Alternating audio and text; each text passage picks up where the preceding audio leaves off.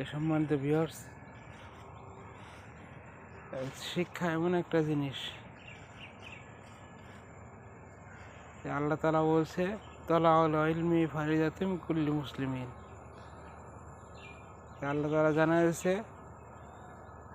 যে তোমরা কোরআনের পথে, আমার পথে, আল্লাহর পথে তোমরা তোমার সন্তানদেরকে দান করো। কিন্তু এই আয়াতের অর্থটা আমার পুরোপুরি জানা নাই, আয়াত মনে আছে।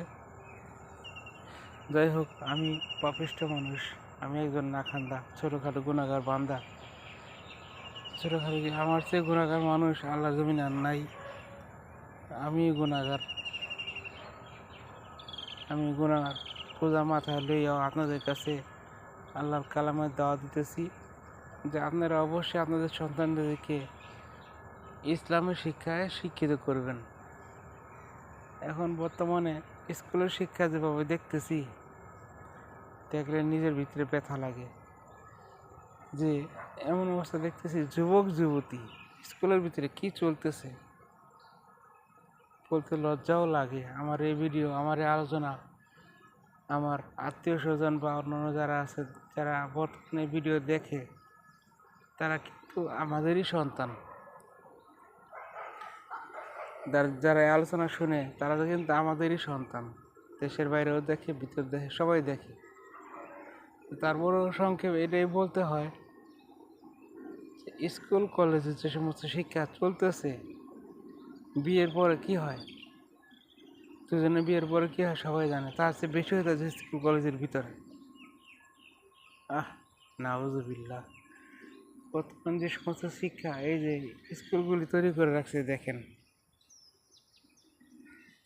কত সুন্দর করে তৈরি করে রাখছে, কোটি কোটি টাকা খরচ করে, অথচ শিক্ষাতে সেই মানের হয় না। আর বর্তমানে শিক্ষকই তো ভালো না, পাত দিলেও ছুটি, তারপরে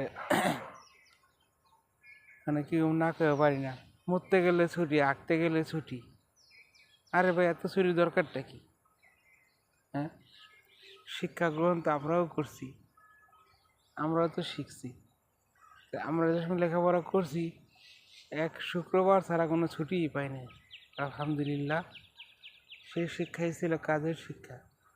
হ্যাঁ, আমরা যে স্কুলে পড়ছি সেই স্কুলটা কিন্তু ইসলামী স্কুল ছিল না, স্বাভাবিক স্কুল ছিল এরকমই। কিন্তু আমাদের সময় ইসলাম শিক্ষা চলছে, ইসলামের উপরে গুরুত্ব দেওয়া হয়েছে বেশি, যদি এরা বিধর্মী স্কুল ছিল।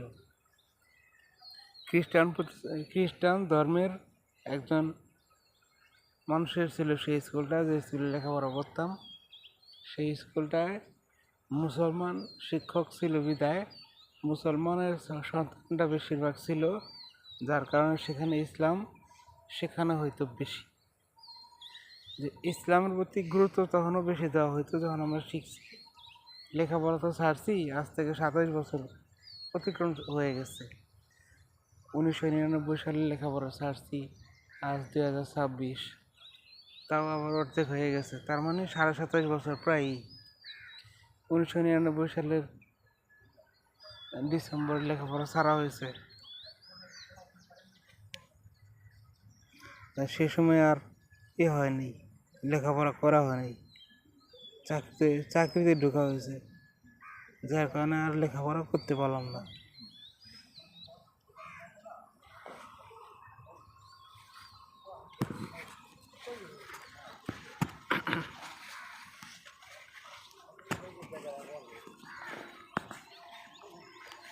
তাই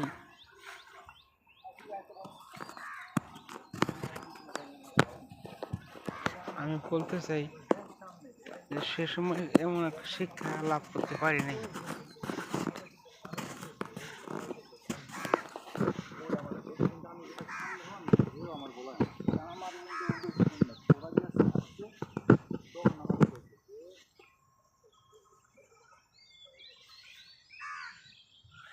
সে সময় তেমন একটা শিক্ষা লাভ করতে পারি নাই।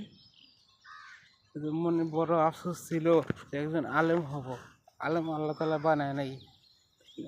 তাই চেষ্টায় আছি যেমন নিজের সন্তানকে আলেম বানাতে পারি। সবাই দোয়া করবেন আমি যেন আমার সন্তানদেরকে আলেম বানাতে পারি এবং আপনাদের সবাইকে দাওয়াত দিই আপনারা আপনাদের সন্তানকে আলেম বানানোর জন্য এমন একটা প্রতিষ্ঠান বেছে নেন যেখান থেকে আপনার সন্তান আলেম হয়ে বাইরে হয়, আল্লাহর ওলি হয়ে বাইরে হয়। পরের ভিডিওতে আসতেছি।